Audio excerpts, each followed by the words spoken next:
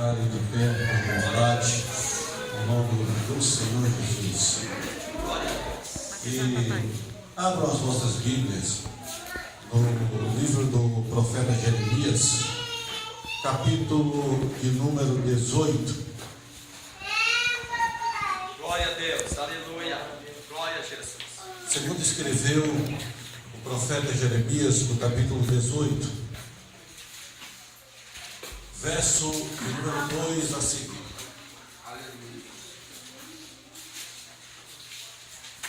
Jeremias, capítulo 18, verso Glória a Deus, de número aleluia. 2 a seguir. Encontraram? Glória a Jesus. Diz-nos a palavra: levanta-te e desce à casa do oleiro, e lá te farei ouvir as minhas palavras. Aleluia. E desci à casa do oleiro, e eis que ele estava fazendo a sua obra sobre as rodas. Como o vaso que ele fazia de barro se quebrou na mão do oleiro, tornou a fazer dele outro vaso, conforme o que pareceu bem aos seus olhos fazer. Amém? Senhor, meu Deus, te agradeço pela tua palavra. Aleluia. Coloque ao nosso coração e nos dê, Senhor, da tua porção. Que o Senhor possa atender a cada um conforme a tua necessidade. No nome santo de Jesus. Amém. Queridos, fiquem à vontade no nome do Senhor Jesus. Amém. Amados, o tempo não nos permite muita coisa, mas nesta noite nós vamos ministrar esta palavra de Deus com o tema Casa do Oleiro. Amém? Nós temos este texto sagrado que fala a respeito de uma analogia onde Deus emprega o profeta para levá-lo a uma colaria para que este viesse observar o feito do oleiro. Jeremias foi induzido por Deus a ir à casa do oleiro, observar o trabalho do oleiro. E a Bíblia nos fala que ao descer à casa do oleiro, ele começou a observar ali a obra que estava sendo feita por suas mãos. Observou o profeta que o vaso que estava na mão do oleiro caíra e ali se desfez em suas mãos. Aquele vaso tornou a ser reconstituído por Deus, tornou a ser reconstituído pelo oleiro, conforme bem pareceu aos seus olhos. Louvado seja o nome do Senhor para sempre. Eu quero chamar a atenção dos irmãos para esta passagem bíblica, quando o Senhor convidou o homem para ir ver a obra do oleiro.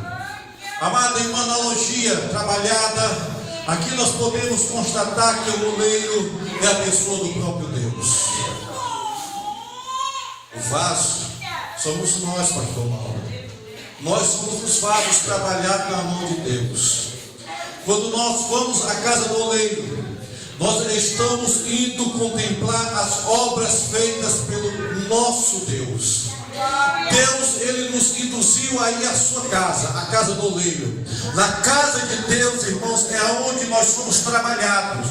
Na casa de Deus é onde nós podemos ser moldados. Nós não somos moldados conforme nossas próprias vontades, conforme o que nós queremos, mas nós somos moldados conforme a vontade do próprio oleiro, conforme a vontade de Deus. Isso significa dizer que você não será construído conforme o que você deseja, você não será feito conforme o que bem lhe apraz. Deus irá edificar a tua vida nos moldes do seu desejo, nos moldes do desejo de Deus. Louvado seja o nome do Senhor para todo sempre. Aleluia. Deus está construindo um vaso. É verdade. Um vaso. É, glória a Jesus. Para para que ele pudesse usar. Irmãos, o vaso nada mais é do que um utensílio. Naquela época era usado muito para colocar dentro daquele utensílio o azeite. O azeite é o símbolo do Espírito de Deus, é o símbolo do Espírito Consolador, é símbolo do Espírito Remidor, é símbolo do Espírito Transformador, é símbolo do Espírito Regenerador. E Deus estava ali construindo um vaso, para que este vaso fosse usado por Ele, e era feito de barro, não para que Ele viesse se gloriar, porque o tesouro que havia sido depositado, que irá ser depositado dentro deste vaso, ele não tem preço. O homem não pode adquirir por preço algum, não pode ser comprado. Mas, meu amado e querido irmão, a feitura do vaso de barro não é para a glória do próprio vaso, mas é para a glória de Deus. Isso significa dizer que Deus vai te usar, que Deus vai nos usar, não porque nós somos bons, não porque somos importantes, mas porque nós nos deixamos moldar por Deus para sermos assim vasos de honra, vaso da sua glória, vaso que foi transformado e redimido para a glória de um Deus poderoso, e por intermédio desse vaso ele pudesse ser glorificado nesta terra. Louvado seja o nome do Senhor para todo sempre. Aleluia. Glória a Deus. Glória a Deus. Vai, Jesus. Aleluia. A casa dele. Observe o seu ofício, observe o seu agir, observe o seu trabalhar. É mesmo. Deus estava dizendo: Aleluia. desse jeito eu vou fazer contigo, Jeremias. Desse jeito eu vou fazer com Israel. Desse jeito eu vou fazer com todos aqueles que vêm a mim. Porque, meu amado, quando nós chegamos a Deus, nós chegamos cru. Nós não servimos a Deus da forma como nós nos apresentamos a Ele. É preciso agir, é preciso trabalhar, é preciso preparo para que nós possamos ter condições de receber o Espírito do Senhor. Aleluia. Deus não vai colocar o seu Espírito em qualquer vaso. Deus vai colocar o seu Espírito em um vaso moldado por suas mãos. O versículo diz: e desci à casa do oleiro, e eis que ele estava fazendo a sua obra sobre as rodas.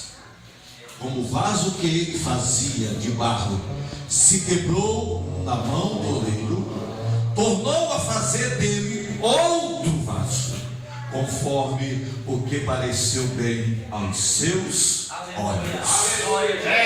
Aleluia. Não é conforme o que parecer bem aos nossos olhos, mas é conforme o que parece bem aos olhos de Deus, obreiro. Nós não estamos aqui para nós brincarmos de ser crente.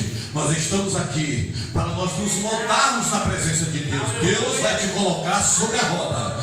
Deus vai moldar o vaso. Deus vai fazer de ti um vaso de honra, um vaso de bênção. Sabe para quê?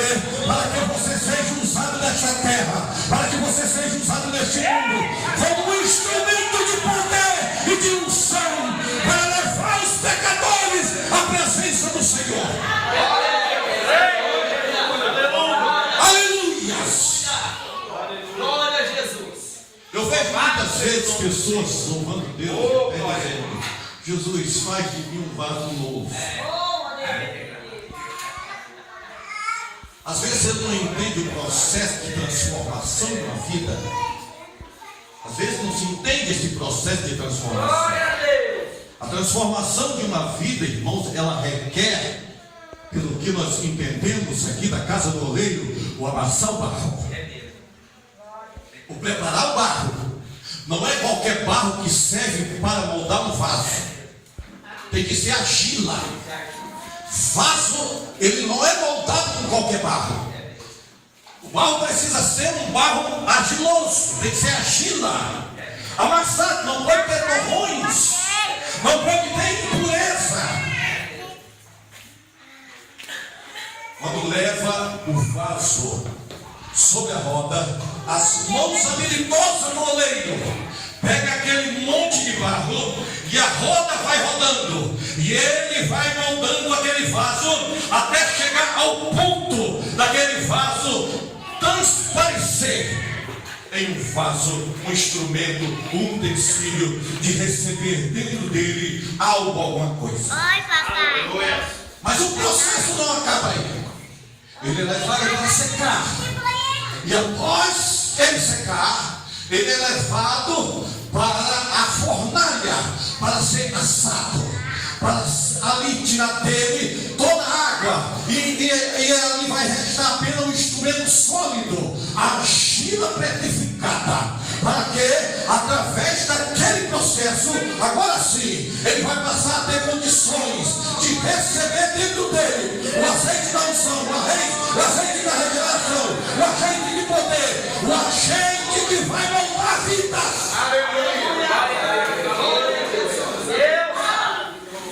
Às vezes nós não entendemos esse processo.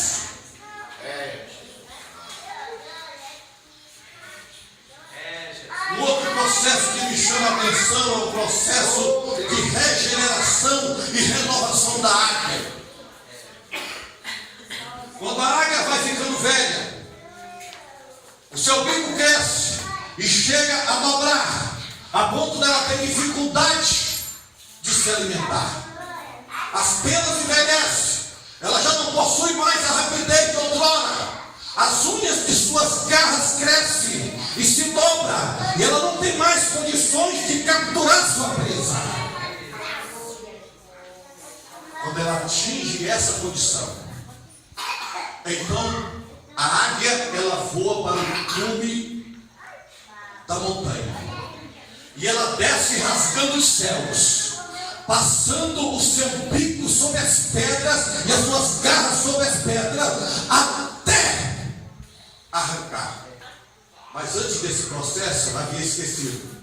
Ela arranca, meus amados irmãos, quando ela desce, que arranca agora as suas garras, ela mergulha nas águas salinas do mar, para poder haver um processo de cicatrização. Ela grita, ela chora, mas é necessário. Aquele mal vai resultar num bem maior. Dali ela sobe novamente e ela alinha-se. Quando novamente começa a nascer o seu bico, ela arranca as penas velhas e fica só aquele pinto pelado. Mas novamente começa o processo de regeneração. Quando as penas novas começam a nascer, amados irmãos, nasce ali a águia frondosa, nasce novamente aquela ave majestosa, pronta a novamente mergulhar e capturar sua presa. Muitas das vezes Deus vai nos levar à regeneração, Deus vai nos levar à mudança, Deus vai nos levar à transformação, Deus vai nos levar a nós nos regenerarmos na sua presença. Meus queridos, amados irmãos, Deus faz tudo isso para que você, eu, nós, Aleluia! possamos cumprir a palavra do Senhor. Aleluia! Que nos renovaremos no Espírito de Deus a cada dia. Você vai se regenerar. Você vai ficar novo. Cada dia que passa, meus amados irmãos, podemos até envelhecer na carne, mas o crente na presença de Deus, ele é novo em espírito. Cada dia que passa, pastor Mauro, ele se renova cada vez mais. As pessoas olham para ele e vê nele o Espírito de Deus, regenerado, renovado, transformado pela unção que há no Espírito do Senhor. Aleluia! Ele não é um vaso qualquer, ele é um vaso que foi moldado pela mão de Deus conforme a vontade do Senhor. Aleluia! Pastor, mas é tudo isto? Então eu vou parar de cantar aqueles hinos que diz: renova-me, Senhor, faz de mim um vaso novo. Porque se eu tenho que passar por este processo para ser transformado, regenerado, mudar a minha vida para que o Senhor possa me usar, então não serve para mim. Mas deixa eu te dizer uma coisa, meu irmão: bom é estar nas mãos de Deus, bom é andar nas mãos do Senhor. Aleluia! Porque na medida que Ele nos transformar, para nós podermos ser usados como instrumento de bênção nas suas mãos, no final da transformação, você vai ver, valeu a pena. Aleluia. Porque agora o azeite de Deus pode ser abrigado neste vaso. Ele vai olhar para você e vai se admirar e vai se sentir feliz por ter em você a pessoa de um vaso escolhido, vaso para levar o seu Santo Espírito às demais pessoas. Você vai dizer, valeu a pena passar pela transformação da águia, porque através dessa transformação agora eu posso voar mais alto, eu posso voar mais longe, e eu posso mergulhar e capturar a presa. Louvado seja o nome do Senhor. Querido e amado irmão, você é esta águia, você é renovado, transformado e redimido pelo Espírito de Deus. Então mergulhe, capture a presa para o reino de Deus. Louvado seja o nome do Senhor para todos sempre. Aleluia. É isso que Deus quer para a sua vida. É isso que Deus quer para a nossa vida. Então suba a casa do oleiro, suba na roda e deixe as mãos habilidosas do oleiro moldar a tua vida. E você vai ver que um vaso construído pelas mãos do Senhor, além de ser muito mais imponente, muito mais belo, ele terá muito maior utilidade na casa de Deus. Eu creio assim, pastor Mauro. Quem crê assim, levante sua mão e glória a Deus. Aleluia. Santo é o nome do Senhor. Eu vou ficar por aqui. Eu não vou me estender mais. No meu relógio já são 9 horas. Tem irmãos que vêm de longe. Eu não quero deixar os irmãos aí e virem de longe. É uma situação difícil. Sábado nós vamos estar na igreja do pastor Mauro, né? Em nome de Jesus vai ter a Santa Ceia. Vamos participar da Santa Ceia do Senhor.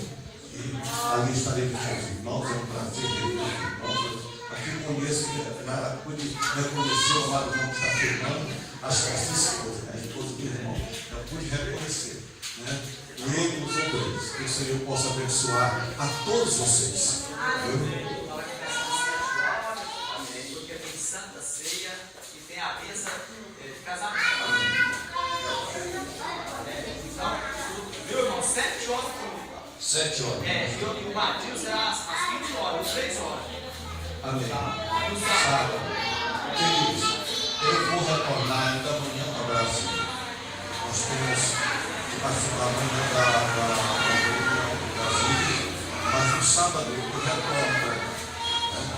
E vocês vão dar para estar aqui.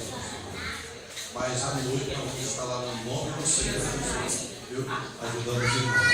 Deixa eu me dizer uma coisa maravilhosa. O Senhor está suscitando para vocês uma família muito extensa. Hoje o pastor Mauro já não está mais só, né? Ele tem representação aqui, ainda está renascendo o trabalho, né? Mas ele tem uma representação aqui em Goiânia, né? Tem outra representação já no Senador Candeeiro. E já podemos contar, né, que teremos uma outra representação da Igreja de Mineiro. Ou seja, o trabalho vai crescer. E os irmãos, daqui um dia, para toda a cidade que se interessar, vai ter um obreiro do Senhor, né, da sua igreja, acordando no Senado. Eu creio nisso, pastor. Aleluia, Jesus. Ou seja, vai crescer e vai prosperar, porque Jesus está nesta casa. Amém? Eu cheguei aqui, já vi o pastor trabalhando, ajeitando esta pequena casa para esperar a construção do futuro tempo. Eu alegrei meu coração. É humilde, mas a gente começa assim mesmo. O meu pastor que me enviou para o campo, ele disse assim. Ele disse, quando vocês for para a cidade, quando ele me enviou para a cidade em que eu fui pastorear, aí ele disse, quando você chegar naquela cidade, quando você vê grandes catedrais, lembre-se uma coisa, toda igreja grande, um dia ela foi pequena. Foi a primeira lição que ele me disse. Ele disse assim, também, uma coisa eu quero lhe dizer, a igreja é do tamanho da fé do seu pastor. Ou seja, se o pastor tem uma fé grande, a igreja dele vai ser grande. Se o pastor tem uma fé minúscula, a igreja dele vai ser pequena. Eu, quando assumi Boa Vista, eu disse: a nossa igreja vai ser a maior igreja do estado de Roraima. Está se caminhando para isso. Né? Os irmãos que conhecem isso. E eu acredito que o pastor Mauro, lá em Goiânia, começando ali pelo Tremendão, ele também tem essa filosofia. Ele deve dizer: a nossa igreja vai ser a maior. Se ele crê, Jesus vai trabalhar. Não é daqui, em Goiânia, também tem a mesma coisa. Os ministérios vão lá em Mineiros, quando assumir Mineiro, também vai trabalhar pelo mesmo propósito e objetivo. É assim que é o obreiro é. O obreiro crê naquilo que ainda não está patente aos seus olhos. Não está, mas ele tem fé. E a fé dele vai fazer as coisas acontecerem. Amém? O do Rio Verde também. Em breve nós estaremos abrindo o Rio Verde. Meu irmão, eu tenho por certo que daqui a um dia esta obra vai estar gerando obreiros para nós enviarmos para outras cidades. Obreiros vocacionados ao santo ministério, ao sacerdócio, né, que vão se levantar para assumir igrejas no nome de Jesus. Eu creio nisso. Amém, queridos? Aleluia. Glória a Deus. Aleluia. Glória a Jesus. Aleluia. Amado, o pastor Endo está falando que nós vamos consagrar hoje o irmão ao diaconato. Né? Vamos lá, irmão. O irmão Odílio, né? Eu quero convidar o irmão Odílio. Eu quero convidar a sua esposa para vir com ele, né? E nós estaremos consagrando o amado irmão ao santo ministério do diaconato. Aleluia, glória a Jesus. Maravilha. Glória a Deus. Graças a Deus.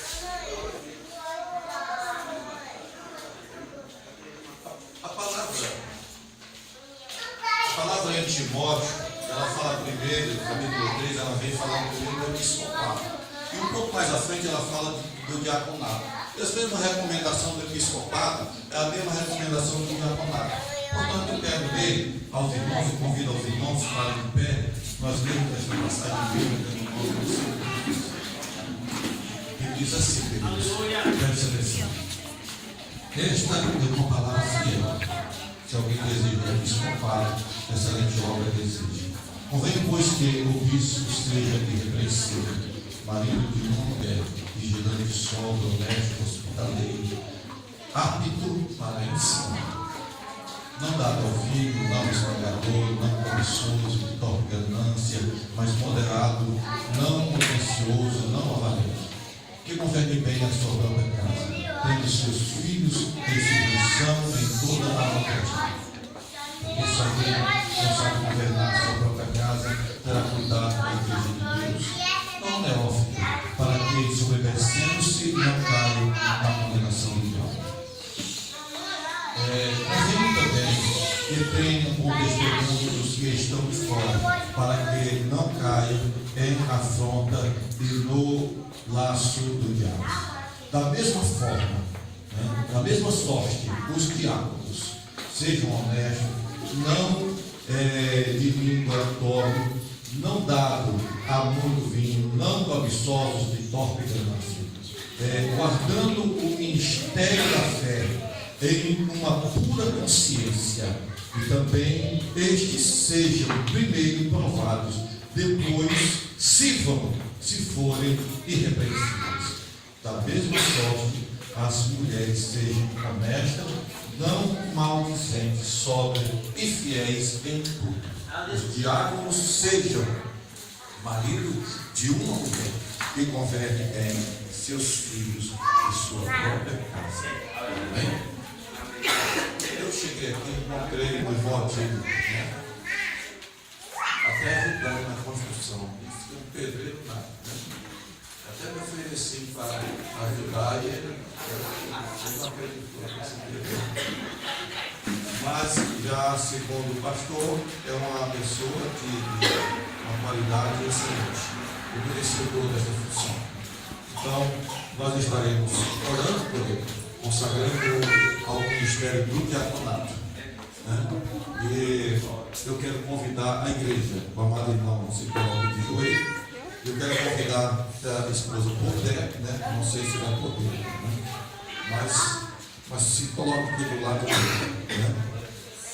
Se a igreja assim desejar, eu gostaria que estendesse as mãos até os nossos irmãos, para que possamos abençoar. Quero pedir ao pastor Mauro, digno pastor Mauro, para colocar as mãos sobre eles, para nós podermos fazer esta consagração no nome do Senhor Jesus. Amém, queridos? Vamos orar ao Senhor.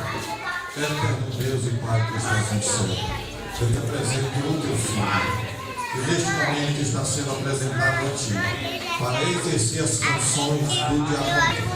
Eterno Deus, que o Senhor possa ser com ele, abençoar nesta jornada do diaconato. Que o Senhor possa dar a ele sabedoria, que ele possa ser um servo na tua presença, que ele possa ajudar o seu pastor a desenvolver esta obra, meu Pai. Abençoe ele, dê autoridade do Espírito para poder fazer a sua obra. Eterno Deus, eu te peço tudo isso no nome do Senhor Jesus. Com o ministro dos céus, neste momento, nós o abençoamos e o declaramos diácono em teu santo nome. A igreja diga amém. Está consagrado. Trabalhai e orai na seara e na vinda do Senhor. Meu desejo é orar e ocupar, eu quero estar assim na vinda do Senhor. Aleluia. Glória a Deus, aleluia. Pastor, e o que é ser diácono? Pastor irmão Helena deve ter ensinado. A palavra diácono significa servo, ou aquele que serve. Ou seja, a pessoa pensa que ele está galgando o ministério, ele pensa que ele está sendo o tal. Mas não. Cada vez que ele sobe, mais ele desce. Mais ele desce. Então, que o irmão sirva bem como servo a igreja do Senhor, ajudando o seu pastor. O diácono, eu costumo dizer, ele tem a função material dentro da igreja. É do diácono a função de visitar o órfão, a viúva, os necessitados. É do diácono a função de ver como está a casa do Senhor. Enquanto o presbítero ele tem um ministério espiritual, o presbítero é aquele. Apareceu uma pessoa doente, chama o presbítero da igreja para orar por ele. Apareceu uma pessoa endemoniada, o presbítero expulsar o demônio. Não incomoda o pastor. Então é assim. O presbítero ele tem um ministério espiritual. O diácono tem um ministério mais voltado para o material. Mas a Bíblia diz que teve um diácono na Bíblia que alcançou os postos do ministério. Eles eram tão cheios do Espírito Santo que de diácono eles passaram a ser evangelistas. Nós temos Filipe. Filipe era diácono e se esforçou tanto que foi consagrado a evangelista. Então que o Senhor abençoe. Pastor.